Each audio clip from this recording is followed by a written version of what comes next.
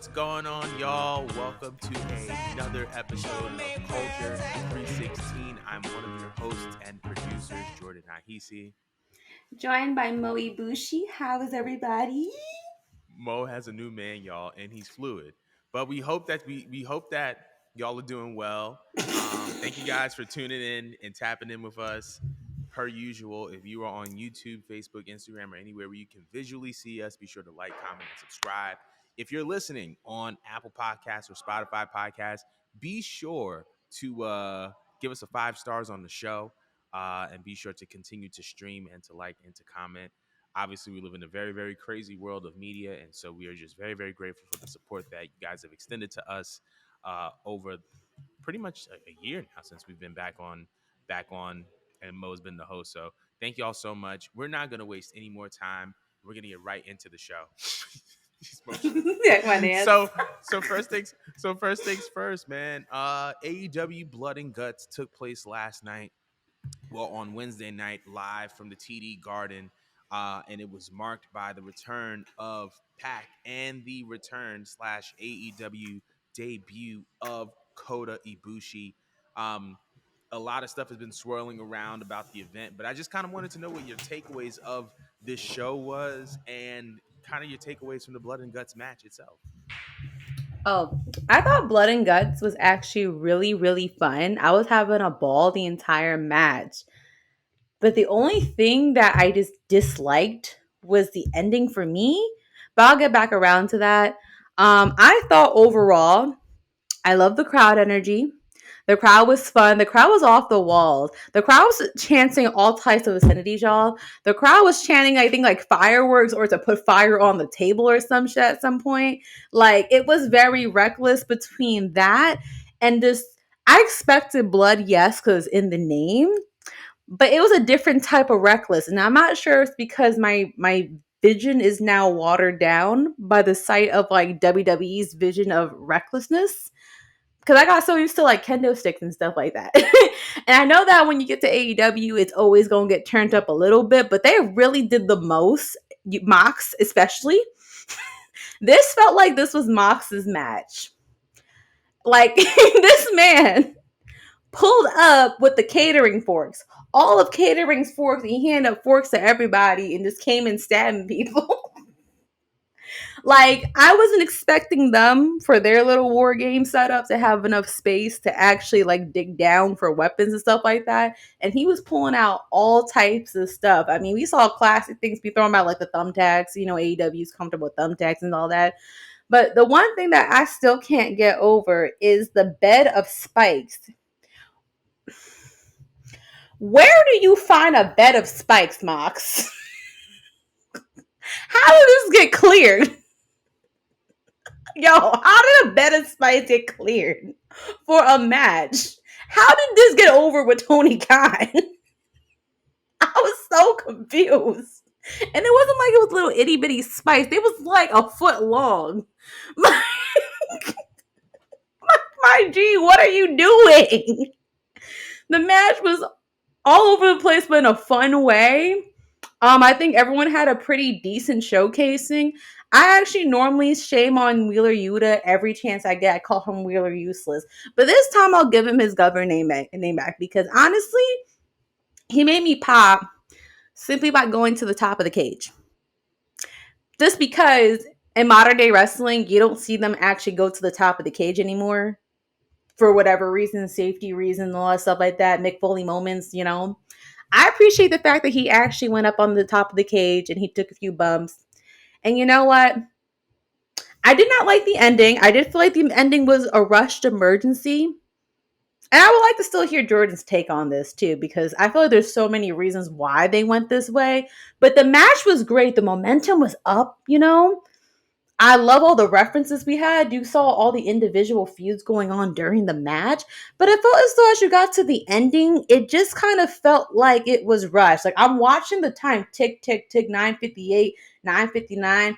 And then it was 10 o'clock. I'm like, yo, what is Tony Khan going to do about this? Like, is he going to pay for the extra few minutes? Can you even do that? I don't know how all that works in televised business and all that. But I was like, what are you going to do, bro? because like it has to be a big ending. And in my head, I expected Ibushi and Kenny for some reason to be part of the big ending, especially since you're going to promote the Golden Lovers. I was expecting more of like an embrace to happen for some reason, which we did have a highlight from them. But instead, they kind of give the moment to Hangman and one of the Bucks, I believe, choking out Wheeler Yuta, which I guess in hindsight, when you look at it, I guess you have to go with someone who would be safe to take the L. But I felt conflicted, kind of like, wow, it was such a fun match. Why end it in such an anticlimactic way with just a chokeout? I don't think that for a match that gruesome, it should have ended in a chokeout. And also with two people quitting like 2 minutes before the match ended. To me, I thought that felt very rushed. That's when it kind of took me out of it. Do you have an explanation, Jordan? Can I hear your take on the Blood and Guts match and why you think it ended in that way? I cannot hear you. Can you hear me now? Yes, I can. So I think the blood and guts match was actually really, really good. I think that number one of the things that I love about Blood and Guts is that it seems like every year they kind of have like a recurring theme where they bring back certain references. This Right. is not the first time. I think this is the third Blood and Guts match, and every time there's a Blood and Guts match, there's always some type of spot on the top of the cage. Mm-hmm. One year it was MJF throwing Jericho off. The other year, it was Eddie Kingston throwing Sammy Guevara off. This time, it was really Yuta on top of the cage. So I love that they keep that involved. The thumbtacks are also a very, very big theme, especially with the Bucks. Obviously, they sent the internet into a frenzy a year or two ago when one of them put the thumbtacks on the bottom of their shoe and then they used it to kick. So it's they have these recurring themes that they keep bringing back, and they keep bringing them back in a fresh way that's relevant to the match. So I love that. I feel like there were a lot of good moments. Like I was really really happy that like Coda had that moment where he was like walking down the ramp with no music after he like punched Yuta. I feel like it was a really good way for That him was to for kind of like me. that. Daddy did Yeah, it for me. Go he ahead. did that for you. Um, but he I feel like that was a really good way for him to kind of soak up the crowd and all that. And it was just weird because like it wasn't weird, but the criticism about Coda and it was like, these guys are moving slow. It's like, when was the last time we've seen Coda work, especially work on TV? It's like obviously he's gonna have that ring rust. Obviously things aren't going to be as polished.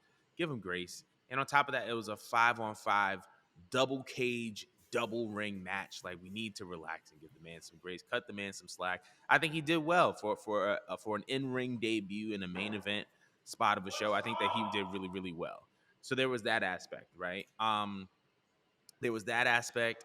As it pertains to the ending, I wasn't mad. And I actually also wasn't mad at the walkouts because they were very, very on brand.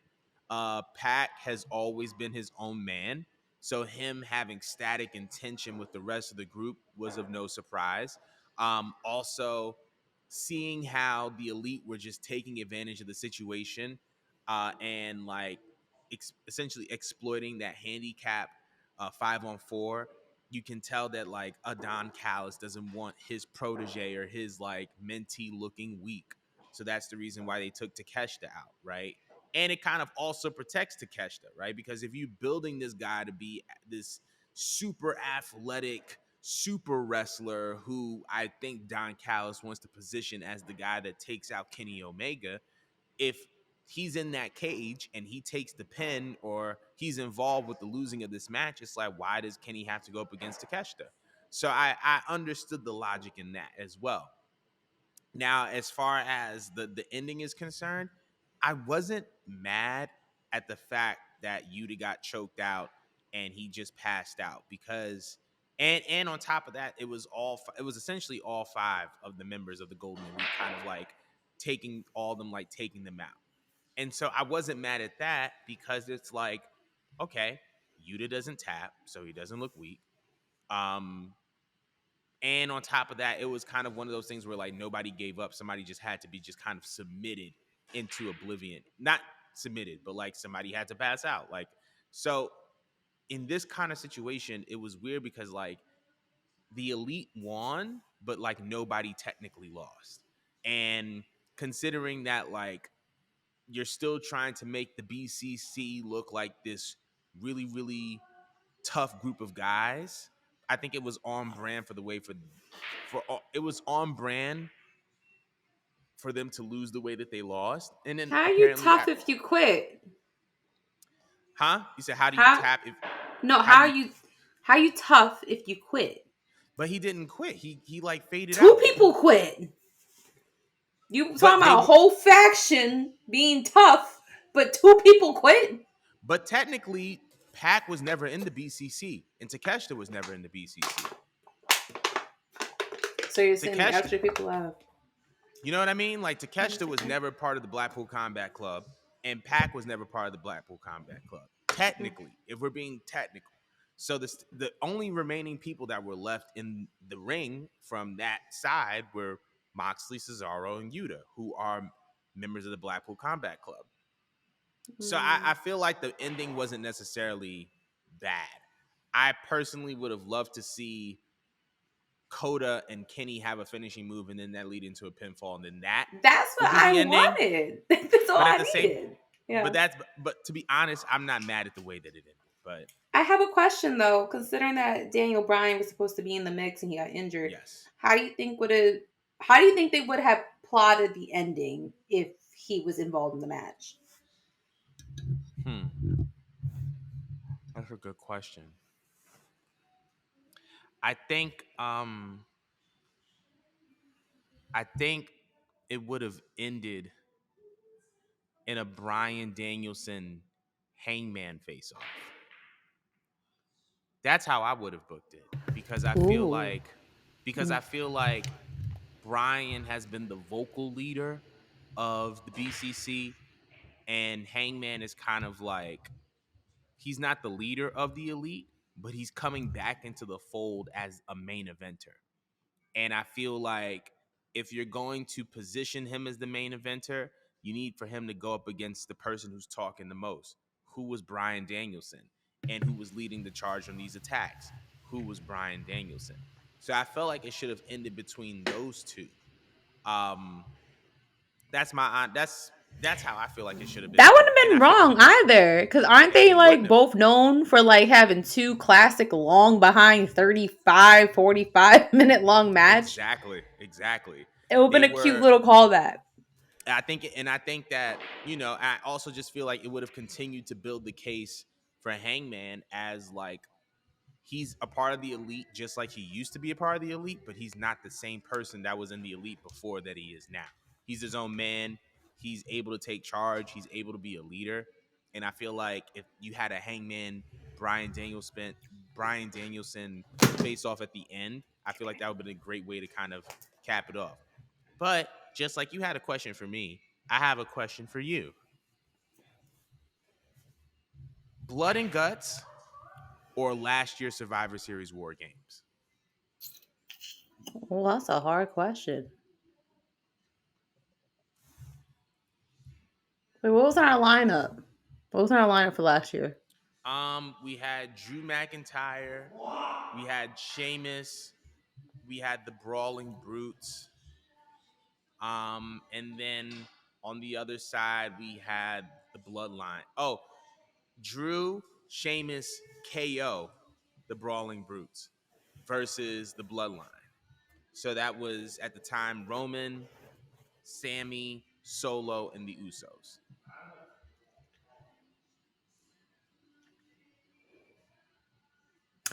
I'm gonna go with WWE just because I enjoyed the storytelling a little bit more. Mm-hmm. But it's kind of hard for me to like. It's not hard to make a decision on which one's which. I almost feel like it's not fair, Yeah. just because like Blood and Guts was meant to be greater, Mm-hmm. to be worth this type of question and this type of conversation. Um, when I think about the that WWE match, I think about how much that established Sammy and KO, of Mm-hmm. course, because they had their individual ish going on, but how much that really established Sammy. Like that is like he had many moments in the year of 2022 and 2023, but Mm-hmm. like that was like the most establishing moment for Sammy. in that Mm, match. Like if you didn't think that that man could even like attempt to be like a main event guy one day, like I felt like that match or just him his build as a character throughout the whole entire year, that was part of his showcasing, and that's what I think about in that match. I think about Sammy mainly. Like that was mm, kind of like him and Kevin Owens' big moment. mm, So kind of want to go with them for that, but like, man, I don't want to shit on Blood and Guts because I really loved it. Like I would have called it like a 10 out of 10 match had it not been such an anticlimactic ending for me. mm, But again, I really do believe that wasn't supposed to be the way they wanted to end it. They probably had a few other steps to get there, but they just fast forwarded because they did not expect to be pressed for time. And I do think if they deleted Britt Baker's match, that this would have made more sense. Like they deserve the full hour for this. mm-hmm. I agree. Personally. Personally. Like they could have just left it to like 3 or 4 events for the show, and I don't think any of the fans would have complained. Mm. Your take though. WWE got it, or AEW got it. I think it's a tie, and here's the reason why I'm going to say it's a tie. I feel like AEW had good moments, great moments, Mm-hmm. but it wasn't as substance filled as it pertains to the story. Mm-hmm. And WWE had good moments, but a great story that served as a foundation for the match. And I feel like a more memorable ending than Blood and Guts.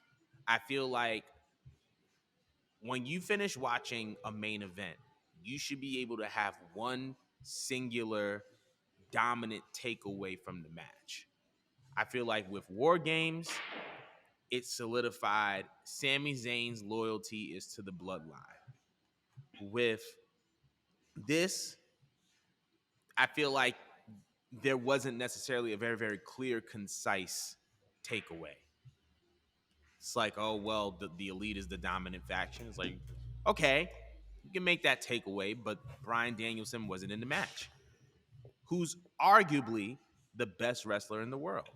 So can you say that, you know, you guys are the best like faction if he's not in the match?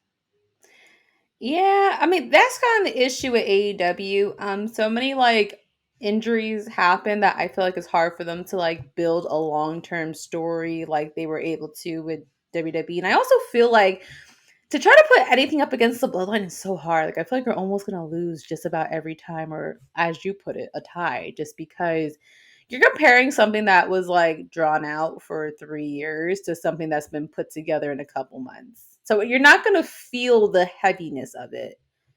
You just Agreed. won't.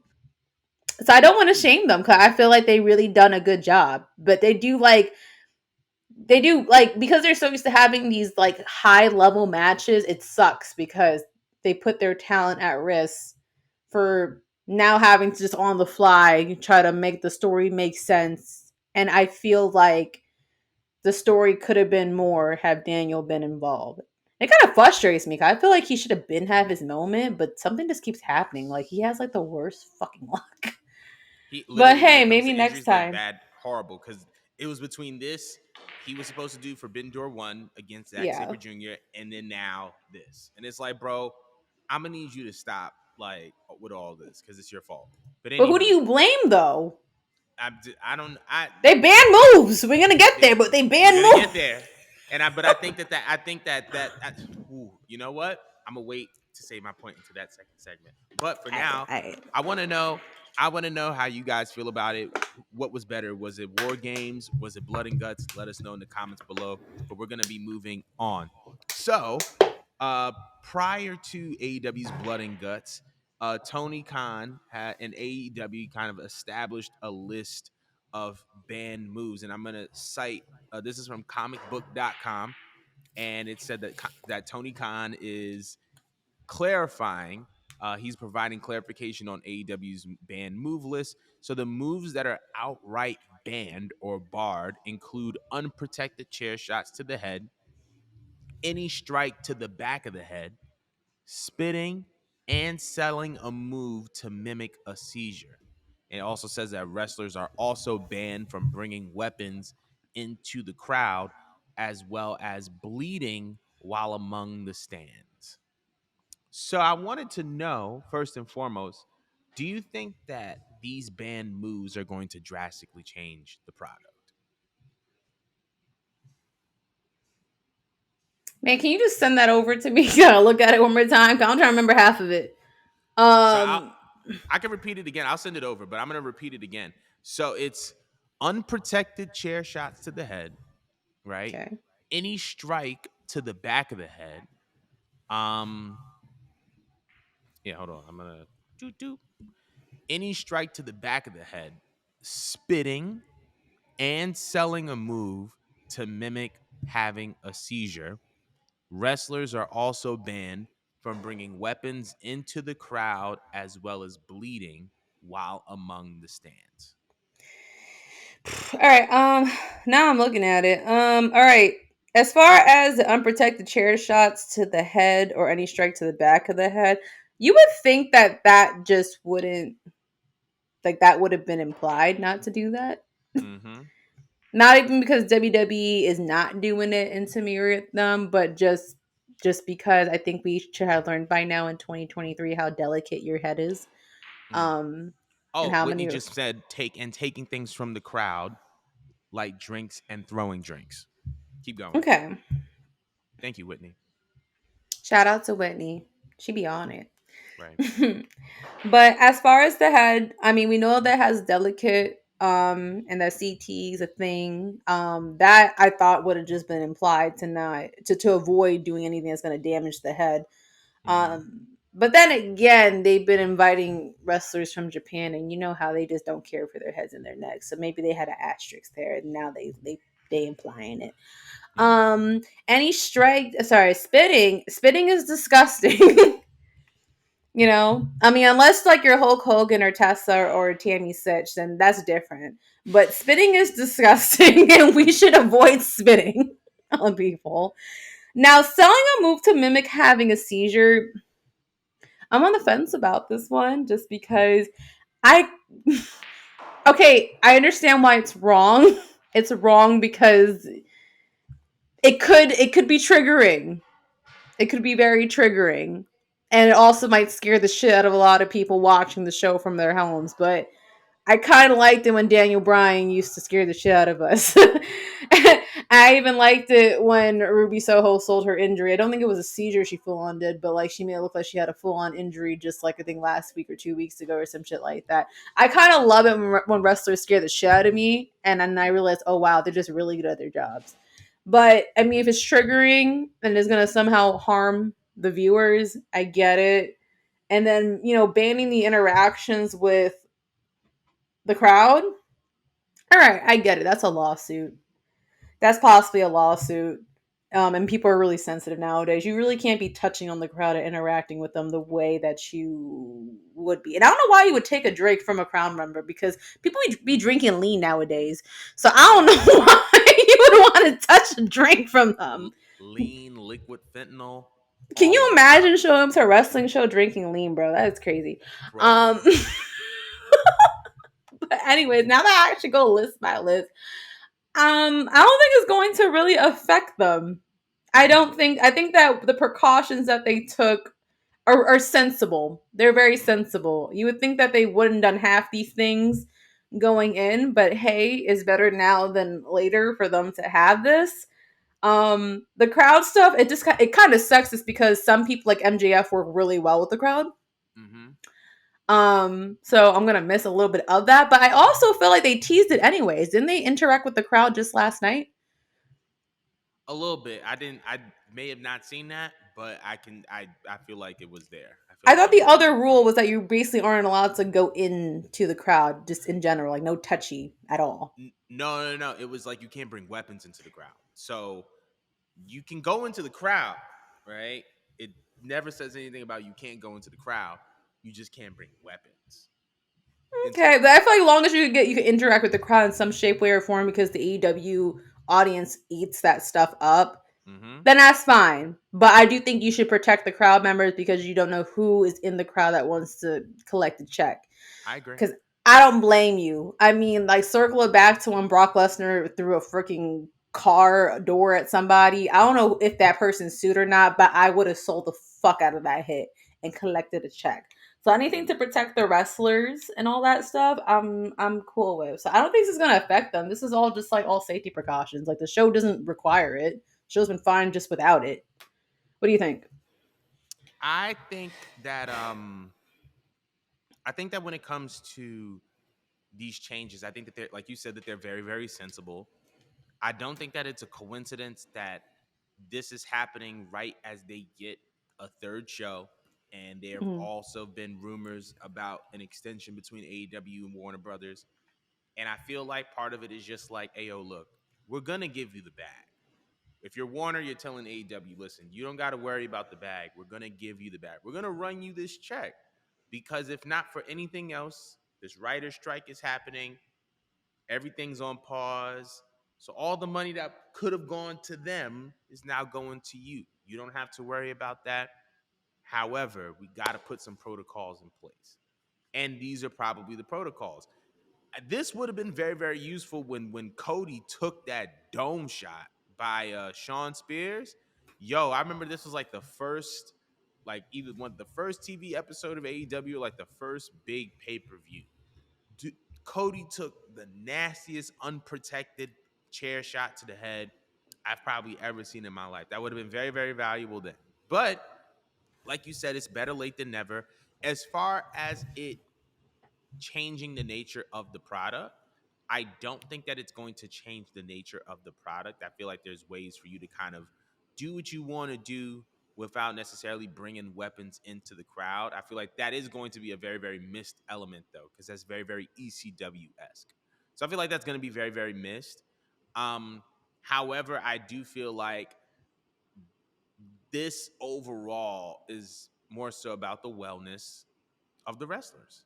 I feel like you want to keep the wrestlers safe because AEW over the course of its 3 to 4 years there have been multiple times where they have been on the brink of something incredibly special, and then because of a slew of injuries that were caused by unnecessary moves, now everything that they were working towards is now down the drain. And I feel like, Brian Danielson could have been a victim of that. But I do know that there was this one point, Danielson missed Forbidden Door because of an injury. Adam Cole was sidelined because of an injury. Like all these things are because of injuries by moves that aren't necessarily necessary. And so I feel like this is about the wellness of the wrestler. And ultimately, when you do things that are in as it pertains to the wellness of the wrestler, it's ultimately going to affect the wellness of the product because now wrestlers can stay healthy, they can be available, and they can kind of go forth um, wrestling and not have to worry about missing something important. So ultimately, I think it's about wrestler wellness, but I do not believe that this is going to drastically change. However, I will say prayers up for John Moxley because if a man named John Moxley can go into an ESPN article and write a damn near essay on why there should be blood in wrestling, you know that he's the type of man to that is probably not going to be for these changes. But No. they'll figure out another way. But as it pertains to this particular topic, I want to know from everybody else, how do you guys feel about these band moves? Um, I think it's very, very interesting to say the very, very least, but we're going to be moving on. So speaking of AEW, one of the former AEW executive vice presidents and current WWE superstar Cody Rhodes has a documentary that is debuting on July 21st on Peacock. And when he was talking with Fightful, it was reported that he still maintains communication with the Young Bucks. Um, I just kind of wanted to know, number one, how are you feeling about this upcoming documentary and the fact that he has maintained a relationship with the Young Bucks as well as Kenny Omega? I'm gonna answer it backwards. It doesn't shock me that he has good relations with Kenny and the Bucks, just because they built this company together. Like they built a whole other company together. Like they have like so many years, and they have tenure in Japan and stuff like that. So I kind of find it really hard for like a bond to be broken off just because someone wanted to elevate their career elsewhere. Like Absolutely. they accomplished all that they really kind of wanted to accomplish, except for Cody. I feel Right. like. Yeah. Like I feel like everyone else there had like their star shining moment and they're okay with giving back. I feel like Cody never really had the moment that he always wanted to have. So I felt like when he wanted to go elsewhere, it was just kind of understood that like, all right, like this is just our bros time, Yeah. and they're just letting him do his thing. I'm pretty sure behind the scenes, they probably were praising him, and they probably were applauding him during his mania moment. They're praising him for everything he's doing, similar to how everyone praises like Sasha and Mercedes, not Sasha, Mercedes and Trinity when what they do, despite the fact they're not directly with WWE. So I feel like it doesn't shock me, and I love that for him that they still remain together as a group regardless of wherever he goes. As far as him getting a documentary, again, I also love that for him just because um I feel like when you come from like a lineage, you know, it does put a lot of pressure on you to try to meet up to the same level as your ancestry. Like that pressure is just always going to be there to be the greatest. And I know that like it's probably weighing on him that he wants to like be a homegrown talent and be a homegrown talent in the same place in which like his father was in. So I personally love the fact that like yeah, it took so many years, but like he's getting it now and it's coming so naturally for him. Like I don't think that the fans appreciated him his first run in WWE. And I don't think we fully embraced him when he went to AEW. I think we liked him for a little bit, then we got annoyed with him. But now he's coming back and he's getting everything that he wanted and he's getting that baby face feel that he wanted. Like I think I made a joke on Twitter saying that Cody Rhodes' biggest goal in life is to be the biggest black baby face in WWE. And I just feel like he's getting it. Like I feel like he's getting it. He's getting the John Cena treatment and the red carpet. Like he's gonna be treated like a star, and it's just the beginning of it.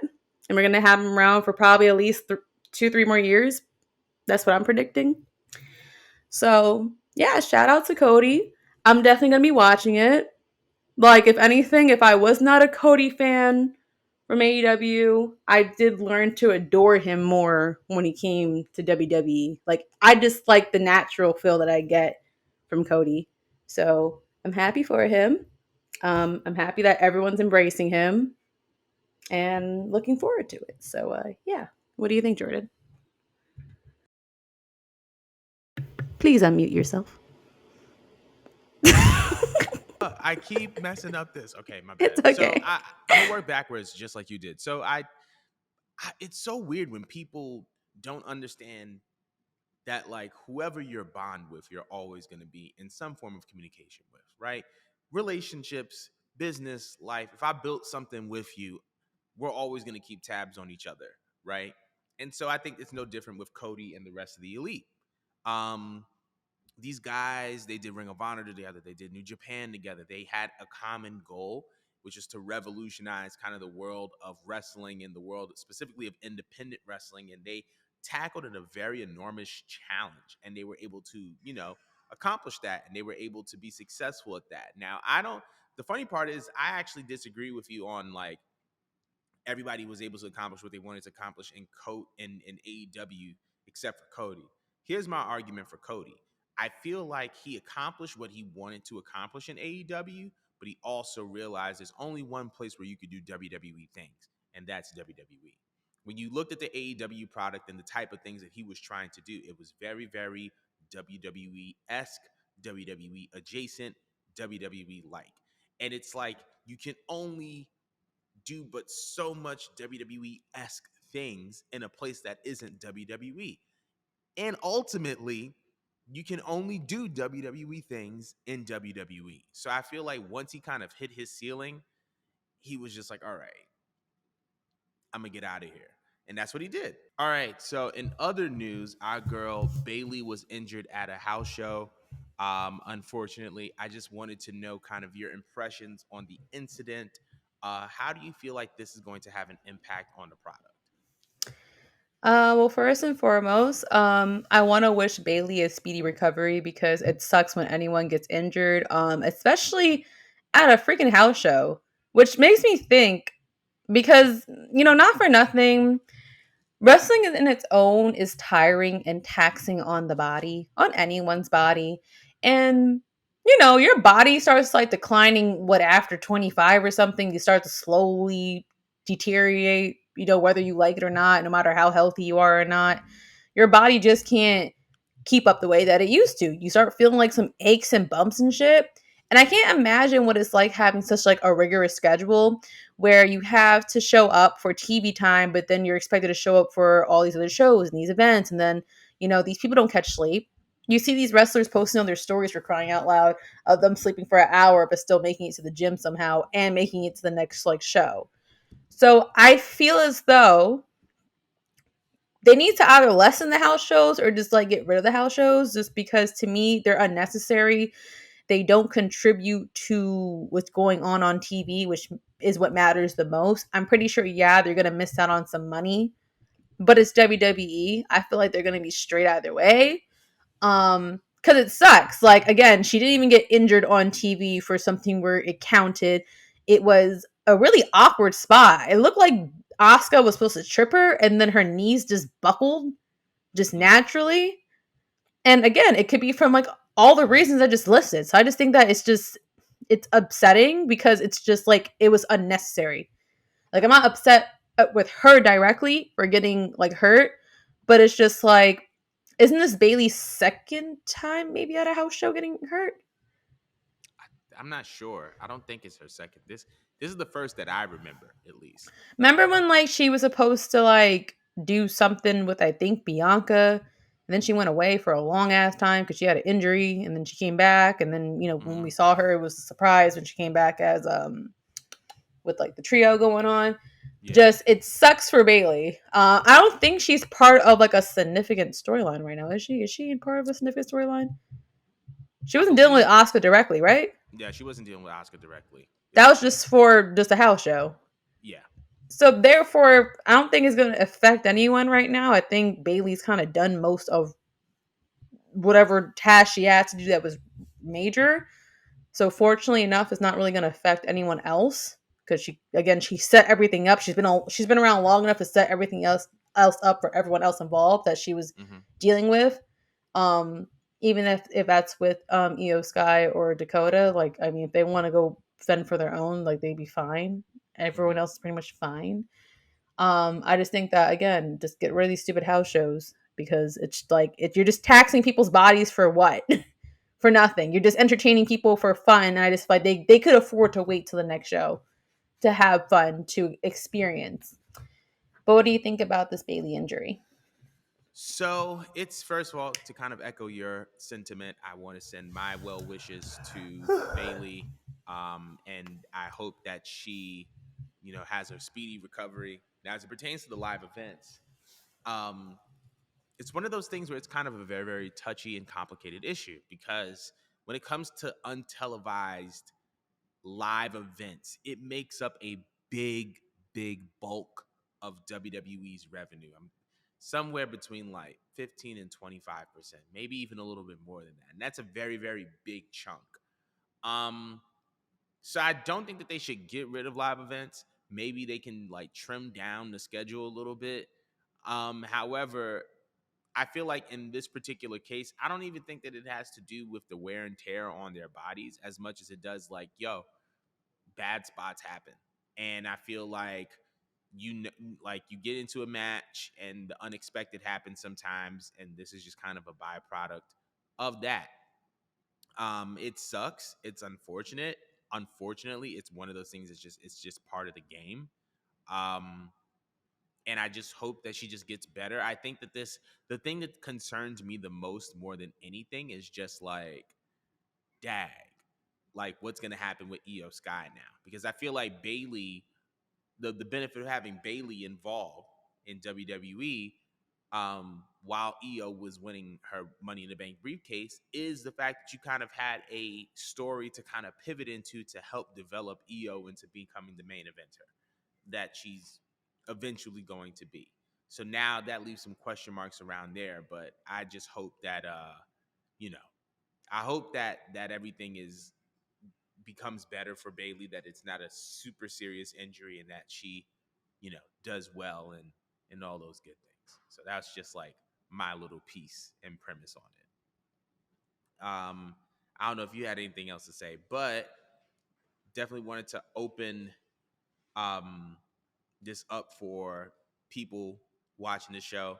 Let us know in the comments below how you feel about Bailey's injury. Yeah, but we're sending our well wishes to Bailey. And so we're going to move on. So, speaking of WWE, there seems to be a very, very interesting development. Last week on SmackDown, we saw Bobby Lashley and the Street Profits have a segment together where Bobby instructed the Street Profits to, get into a nice little black truck with him. And we've heard the rumors for a while and the rumblings and the desires of Bobby Lashley to kind of have a revival of the Hurt Business of some sort. Do you believe that this is kind of the second coming of the Hurt Business, if you will? And if so, are you in favor of it?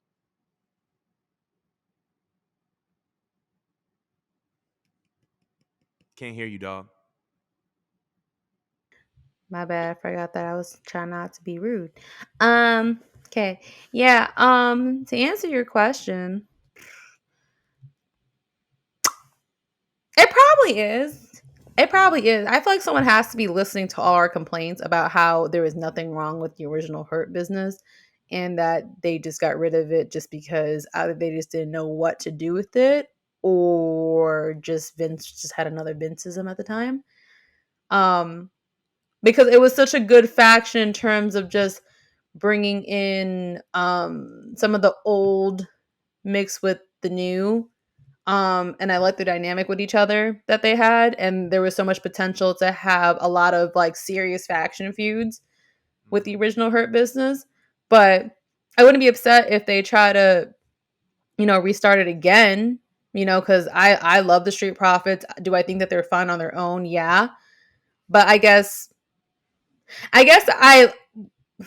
it makes me loathe the original Street Profits just because it was a faction that like was actually put together. Like you're just taxing on the Street Profits and giving them like a headman to report to. Like they were Mm-hmm. fine by themselves. They were getting over by themselves. They get a lot of attention and merch sales, and just the fans love them as is, but you had like an actual put together faction with Shelter Benjamin, Bobby Lashley, Cedric Alexander, and then having MVP there. Like there was just something about that just felt so unique and so complete. Mm-hmm. So again, I'm not hating on it. I'm interested to see what happens with it, but I don't know. Part of me wants to be happy. I'm like, oh, okay, you listen to me, but then part of me is just like, well, then why don't you just bring back the old fucking ones because they're not fired. Last time I checked, are they all on the same brand? If they're all on the same brand, why can't you just like put them all back together and just go Yeah, with very the true. original plan? But it's still cool to me. I want to know what happens. So I'm gonna hold my thought because I don't want to complain about this. I'm intrigued to see if they're going to make it mirror what they already did and how far are they going to take it since they did not let the first Hurt Business go as far as it could have went. Mm. That's my take. What do you think? So I'm kind of in the same position that you are. I'm not gonna complain. I feel like this actually solves a couple of problems, right? I don't think the reason why the Hurt Business it felt very, very unique when it first came out. I feel like it was very, very unique because you had Bobby Lashley along with MVP, and then you had Cedric and Shelton. I feel like the selling point of having Cedric and Shelton was that Shelton was this old vet and Cedric was like the young lion. And I feel like the selling point of that team was to eventually have Cedric turn on Shelton or just be in a position where Cedric is kind of just wants to take Shelton's spot. Um, so I feel like there's that aspect to it, right? And then you had MVP as kind of like the guy who was like the mid card. He was because at one point he was the US champ. So I feel like it does need a revamp because one, that story between Cedric and Shelton is kind of like faded. I don't think that there's as much interest in it as anymore. Because Cedric and Shelton were the tag team of the group, you have to restock it with a fresh tag team. I also Mm-hmm. feel like on the other side of that, the Street Profits need another layer to their moniker and to their character because I love what they are and what they do. Simultaneously, I feel like they need something fresh. They need something to revamp them and to revive them and to give them like a new energy. Mm-hmm. So I feel like them being with Bobby Lashley is going to give them that new energy. And we're not even considering possibly another member join and who that member could be. So I'm very, very, very intrigued about a potential Hurt Business 2.0, and I'm very curious as to see is who they bring in the fold next because I feel like due to where we are in WWE now, if there is a modern day version of the Hurt Business, it has to look a little bit different from where it was when it first started. Just because the product has evolved so much, characters have evolved so much, we've gone through so many different stories, and now we have a bunch of other different factions that the Hurt Business can match up against, right? Judgment Day is one of those factions. Obviously, the Bloodline is in full effect now. So whatever is put together from the Hurt Business, the LWO is now a faction, right? Like Hit Row is another faction. Like we want to see how these guys match up. So I'm actually very very eager to see how kind of this fares out and how this plays out. Do you feel like this is supposed to be like planted as a seed so that you could have the profits like pit against one another to further down the line set up a storyline with that, or do you actually foresee it being something long term?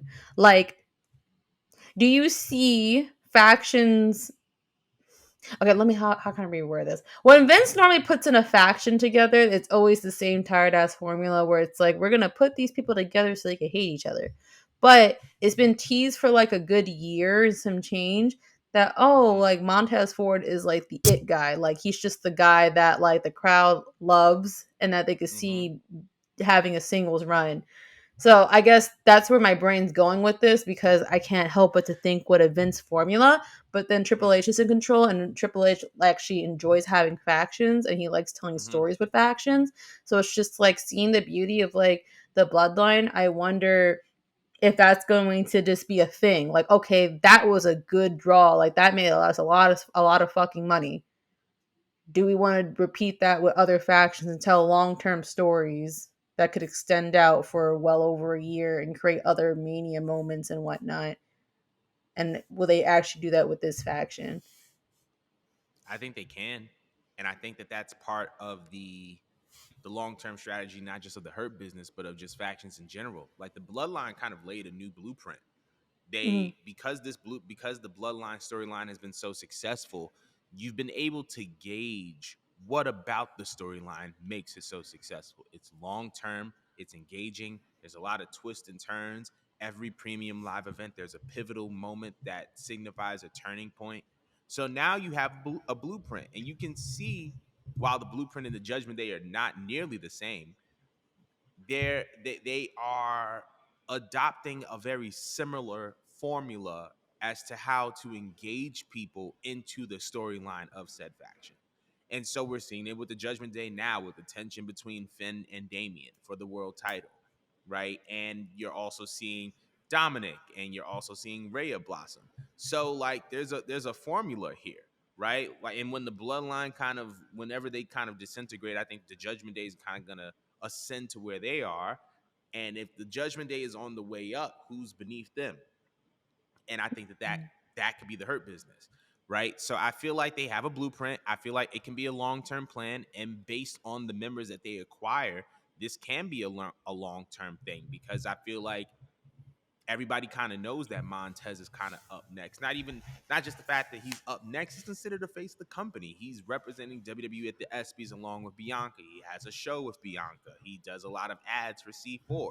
So WWE knows Montez's star power and his value as a face of the company, but they have to position him to be in a story that's going to push him into main event status. I think that they could do that if they actually make this Hurt Business thing a thing. I agree. I agree with that. So that's my little take. But we want to know how y'all feel about a potential Hurt Business 2.0. Let us know in the comments. But we're gonna move on. So going back from WWE to New Japan Pro Wrestling, the IWGP World Heavyweight Champion Sonata has had some very, very interesting comments about the next generation of New Japan Pro Wrestling. He says that it lacks sex appeal. Um, I wanted to know if you agreed with that stance or not. When I first saw this in the notes, I'm thinking, is he referring to the females? And then I actually like tried reading the actual source, and it seemed like he was actually shockingly referring to the males. Mm-hmm. And then to think about it, sex sells.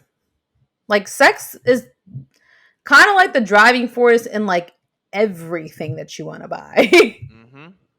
It works in music, it works in films, it works with clothes, it works with everything. Um, and then I always refer to like what I saw growing up. I mean, growing up, I saw some bomb ass looking females that I don't regularly see, and I saw some men that were like living life action figures. And I thought about it to myself because, again, it does sound like a very outdated boomer comment to make in this day and age. But then I think to myself sometimes, like, I tolerate what I'm seeing on screen because I grew up with the privilege of seeing wrestlers that looked the way that they looked. And as a kid, I loved it because, again, they look larger than life. Which made me want to look like them or just to be around them. It just, they look like heroes to me. But then you come to find out the pressures that they were underneath to look that way. The females were underneath really strict diets or had to go underneath the needle. And then the men were stabbing themselves with needles. And then, um, I understand. So I feel like as a modern day fan, I tolerate it because I understand what they had to go through to maintain that look and why it's safer for them to look like a Smojo. But then I think on the flip side, I have friends that know that I'm into wrestling. And they're like, oh, Mo, you really like wrestling. I want to understand why you like it, you know? And they want to watch. And I'm thinking, what's something I could put on where they'll actually like care to look at it? And I honestly, like, my brain thought to go to the bloodline, and I didn't even think about it, but I thought about it, and I was just like, well, it has a lot of good-looking people, so if I want to put a female on, if she can't get the whole storyline going on, she's going to see Roman's find behind himself, and she's going to be intrigued off of that, and it might just grab her attention, and she wants to keep watching. Because, again, sex sells. It's the reason why they chose this man to be the replacement for John Cena. He had the look. And then he worked on his look on his own and then made his look even like more perfected. They know that. These wrestlers know to do that. They know that they want to get paid more. They want to be put in more ads. Like they got to work on this stuff. I think Drew McIntyre even did that. Drew McIntyre had a very basic look and then he jacked himself up. And then before you know it, I think now he's in a movie film, which shout out to him for that. And he's in countless ads, whether or not he's in an important storyline or not, just because Drew has like this phenomenal look. So it sounds like a tone deaf comment to say, and you want to shame him for it. But I'm just like, he's not necessarily wrong if you want to grab new audiences and new eyes. Like, think about Jade Cargill, right? She was basically put into AEW because of the way she looked. And she acknowledges that in her freaking tweets. That her looks, her ass, puts asses in seats. And she's not wrong because we saw her on day one. We're like, who's this fine behind black woman with the blonde wig on and the fire red fit? Like, she looks like a champion. Put the belt on her. And we all got in on it. And then shoot, she had a freaking feud with Bow Wow. She ended up on the Shade Room, and just even when she's not in AEW, she's still trending because she just looks fucking good. Like, I do think he's not wrong because sex does sell.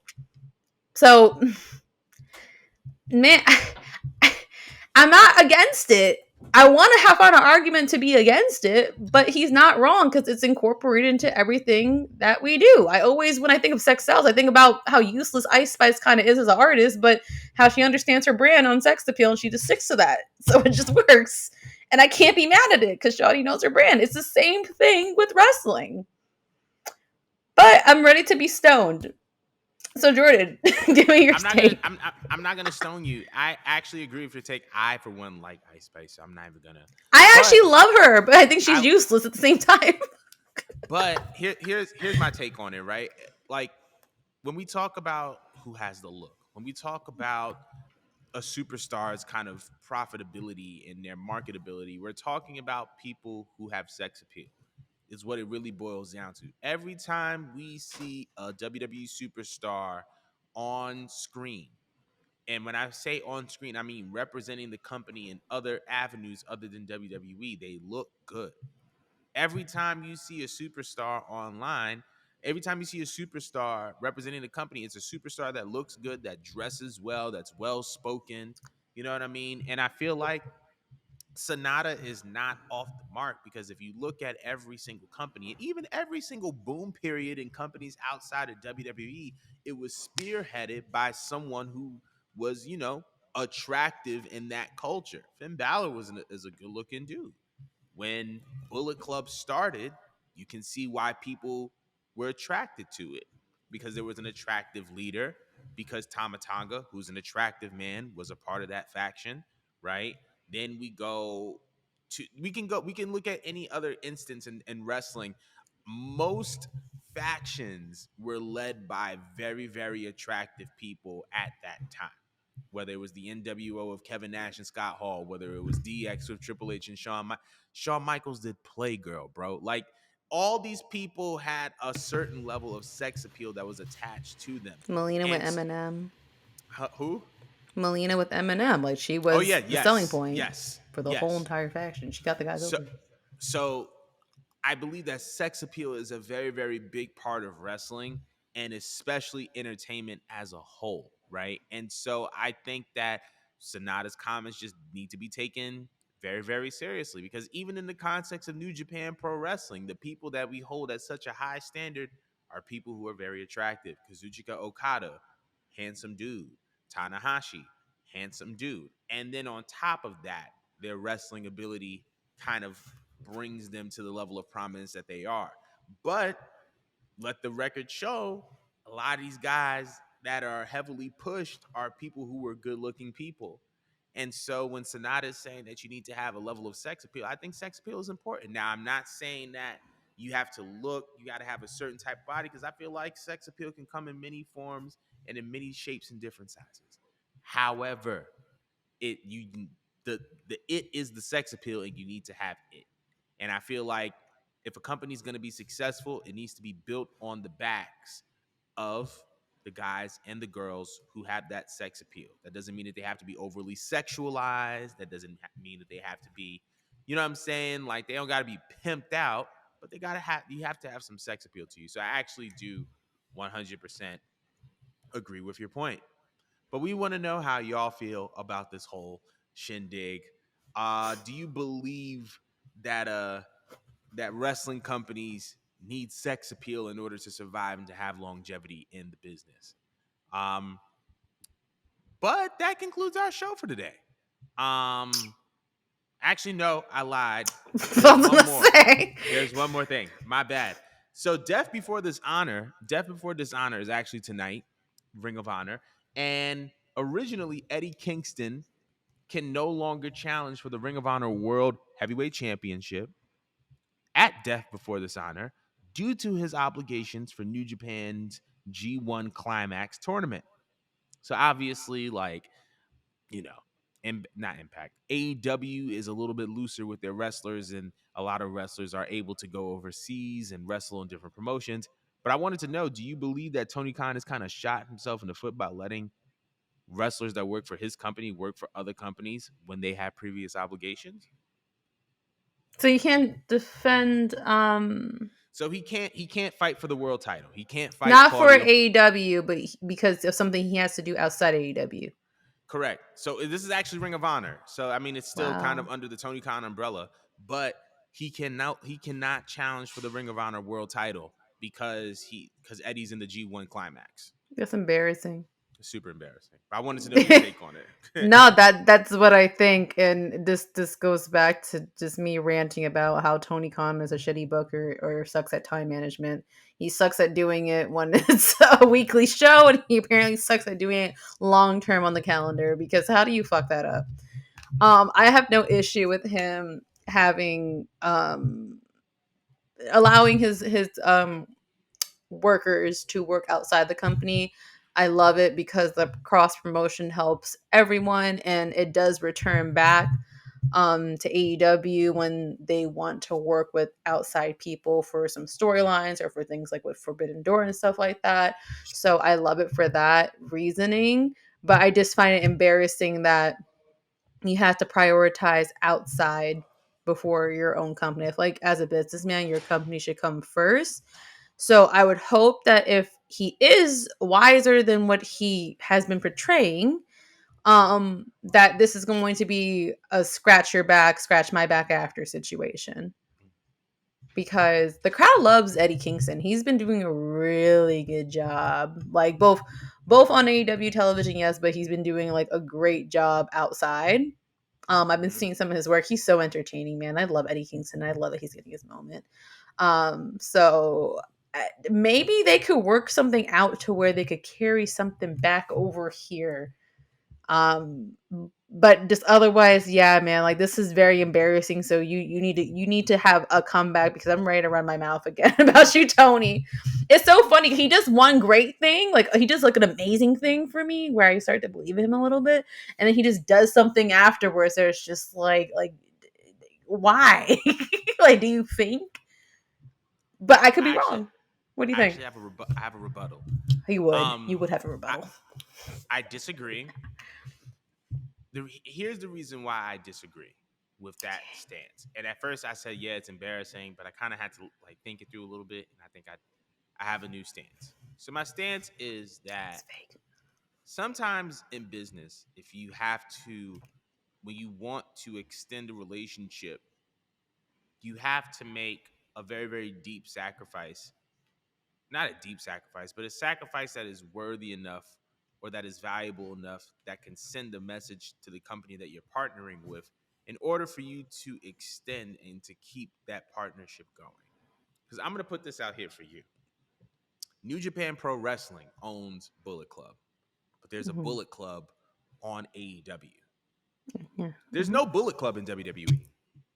There's no Hmm. Bullet Club in certain other promotions, but AEW is able to make money off of the Bullet Club. That's something that is that that is not applicable to any other wrestling promotion in the world. Hmm. And I believe that New Japan had to sacrifice a little bit of their intellectual property in order to say, hey, listen, we're so serious about teaming up with you. We're willing to give you, or we're willing to lend you our most valuable intellectual property. Mind you, Jay White walked out of New Japan Pro Wrestling. They could have been like, you figure it out. You find your new gimmick, do what you want, like figure it out, just leave us out of it. And in this case, if had this been any other event or tournament, I would have been like, that's dumb. But New Japan's G1 climax is New Japan's Royal Rumble in terms of the significance to the company. The G1 climax is like the Royal Rumble, Wrestle Kingdom is their WrestleMania. This is the crown jewel tournament of New Japan Pro Wrestling, Hmm. right? I know that Eddie Kingston wants to participate in this. I know that New Japan wants Eddie Kingston to participate in this. So you're actually killing two birds with one stone here. Hmm. You're letting Eddie Kingston be in the tournament that he's always wanted to be in. Hmm. When his contract is up, he's going to take that into account. I could go over here, but Tony really let me do the G1 climax. He didn't have to let me do that. Yeah, I'm signing an Hmm. extension. And then on the other hand, we have New Japan. Yo, Eddie Kingston was supposed to wrestle for the Ring of Honor title, he could have been pulled from the Climax tournament, and we would have been asked out. But Tony let us do our thing. You know what? Yeah, if they want Okada again, they can have him. They want Tanahashi again, they can have him. Because Tony Khan didn't have to do that. Sometimes you have to lose a little to gain a lot. And I feel like Tony is approaching this with this kind of approach. And that's the reason why Eddie is participating in this G1 climax. They're playing the long game here. And it Hmm. sucks because of how loved and admired Eddie Kingston is. But we've been talking about it over the past couple weeks. AEW is about to get a bag. They have a third show. They're going to be extended for multiple years. Hmm. They're going to want to get some talent from New Japan. Oh yeah. So now the question is, what do we have to do to maintain that relationship? And I think that this is one of those things. That's my I'm not argument. mad at it. I'm actually not mad at that explanation. I mean, it is kind of similar to like the scratch your back, scratch my back thing, but when you break it down, like, deeper into that, I guess you really can't hate on it. I guess my brain can't help sometimes, but to like look at things the way like Vince would. Like Vince would always put like his company like ahead of anybody else, and then you come after me and you serve me. Mm, But I guess when you do play the long game, you're more likely to maybe acquire more talent. And I mean, that's why we had the beauty that we did have with Forbidden Door. absolutely. So, yeah, that's probably going to work out for them. That's the kind of the beauty of AEW in general. Like, Mm-hmm. the fact that they are in bed with New Japan, because it's like kind of slowly feeling like they're meshing Mm-hmm. rosters, and like who knows down the line, it's not, who knows if down the line like they have a closer partnership with each other that we didn't even know about, where behind the scenes Mm-hmm. like they actually like are trying to maybe have like a branded like pay-per-view, maybe with given time over there they're gonna have AEW wrestlers and have like a fusion going on, like a pay Absolutely. per view down there. I feel like they are brewing up something behind the scenes that we don't know about because of the back scratching that they're doing back and forth. Because how do you put so much trust into a company that's been here like for only 3 years? Very You true. know, like he has to be doing something, right? Even if I don't agree with everything that he does, I mean, he's been making some pretty like big moves in He's been regards of doing his like, big one. yeah, I mean, like getting Kota Ibushi, I can't skip over that. Like you managed to get this man who literally did not want to deal with Japan to come all the way over to you guys and reunite and get pretty much the whole Bullet Club, Golden Elite back together. So I Good can't stuff. completely hate on the man. All right, Yeah. Tony, you got me there. Checkmate. I won Mo over again. I am 2-0. What But cokehead? anyway, thank you. I mean, not thank you. Let us know in the comments how you feel about this. Um, is does Tony Khan need to restrict the wrestlers and their outside obligations or what? Let us know in the comments below. But that is our show for today. Thank y'all so much for tapping in with us, for locking in with us. It's always a pleasure. Um, thank y'all, thank y'all, thank y'all, thank y'all, and we'll see you guys next week. Bye, bye, bye, bye, bye, bye. Me.